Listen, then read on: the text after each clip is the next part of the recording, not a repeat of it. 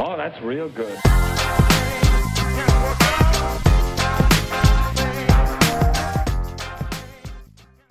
Hello everyone, and welcome to our channel Penny Lesson. We talk about everything finance, from tips on making money and proper investing to news about the different economies and situations affecting the global markets. The goal of this channel is not only to teach you how to be more financially responsible but also to teach you how to be more aware of global events. So why not just sit back and relax while we tell you what's happening in the finance sphere? Be sure to subscribe to my channel and hit the notification bell to be constantly updated on my latest videos. Remember, one penny lesson a day keeps being penny less away. This week we'll be busy with housing data, and things will start with the Case-Shiller Home Prices Index on Monday. Wall Street forecasts that the index would surge 17% annually in July, significantly increasing even though GDP is decelerating. We observe a slowing from one month to the next with these numbers. By the way, several different agencies have already seen a decline in prices. According to Zillow's most recent market data, national property values dropped by 0.3% during July and August. Some markets did see a boost. Some of the most expensive cities, particularly Los Angeles, are experiencing price reductions that are more significant than California's. The value of homes has decreased by more than 3%. In the same way, the U.S., the housing bubble is dangerously collapsing. What can we expect in future years? I would like to bring in Kirsten, a cast member of the Fox Business exclusive $1 million listing in New York, and an unlawful advisor for Douglas. Douglas is a member of the cast. It seems to me that we should focus on the numbers from one month to the next. We observe a slowdown in appreciation, which is the most accurate way to characterize this development.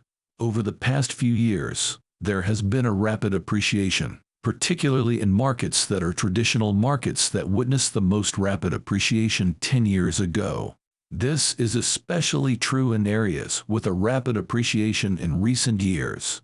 The same markets showed gains of 20, 30, and 40%, respectively. In particular, it should not be surprising that we are witnessing a slowdown and a decline in value. Despite this, many market analysts predict there will still be some appreciation over the following year due to the increased likelihood of shortage. The data in California are troubling here, and we're looking at San Francisco, which has seen a drop of 3.4%, Los Angeles, which has a reduction of 3.4%, and Sacramento, which has a decline of 3.2%. That has traditionally been a cheaper market, and Salt Lake City, Utah, and 2.6% are examples of markets that have performed exceptionally well. What the heck is going on in Sacramento and Salt Lake? That was such a popular location to go to when the epidemic was going on, and many people who work from home are working remotely and doing it in beautiful Salt Lake. So I'm startled to see those two cities on the list. Those locations have seen the most dramatic increases in their property values. People were able to relocate to areas with a higher quality of life during the period of genuine rapid appreciation brought on by the historically low interest rates.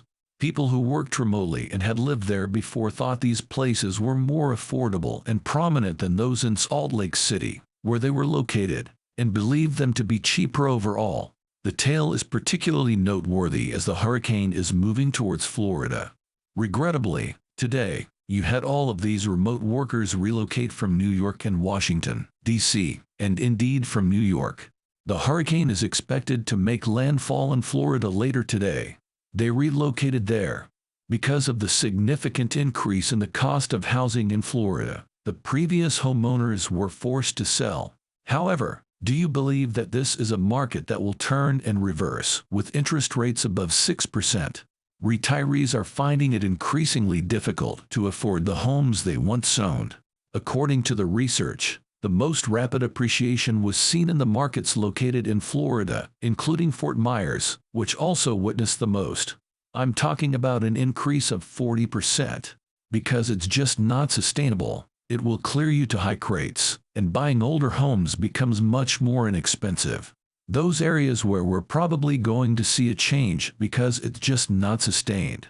If you are a buyer somewhere, which I'm sure you are, Then you collaborate with both parties. In what time frame do you see this taking place? It looks like it will be 3 months, 6 months, and 23 years from now. Then, when you look at the values, you will at last notice that critter and A regarding the housing market, might we be looking at a 20% correction?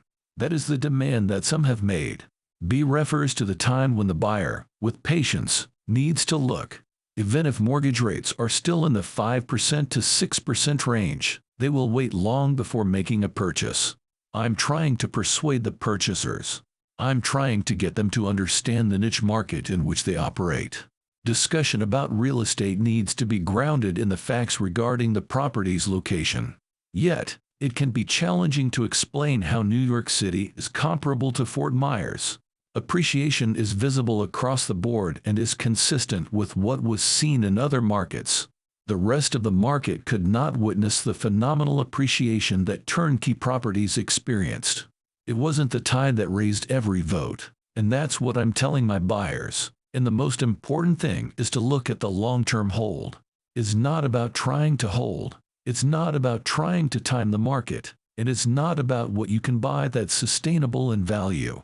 Instead, the focus should be on sustainable things you can buy.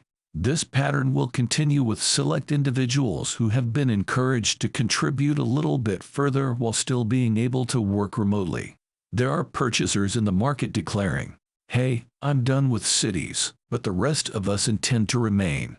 One of the more recent brokerages has been spreading the word that there are problems in Paradise, along with companies that are losing jobs in general and individuals who are doing very well right now. Currently, the campus. Not just a few months ago, everyone was discussing this topic. This has been going on for a long time, and I hope the people who worked at a campus no longer have jobs, and I hope they are able to realize that's where they wanted to work. And that's where my heart goes out to people and find gainful employment and stay in learning if they want to. This situation has been going on for a long time, and I hope the people who work at a campus no longer have jobs. The price of the stock is currently $2.32. It's hard. Wow, was that news? Why not ponder it? Want to know the latest? Comment if you want more articles like this. This video is just one of many videos on my channel that brings you the latest news about the world of global finance and economics. So go hit that subscribe button if you don't miss out on content like these. If you enjoyed this video, please hit the like button. Thank you for all your support, and I'll see you again next time. Remember, 1 penny less a day keeps being penny less away. Cheers.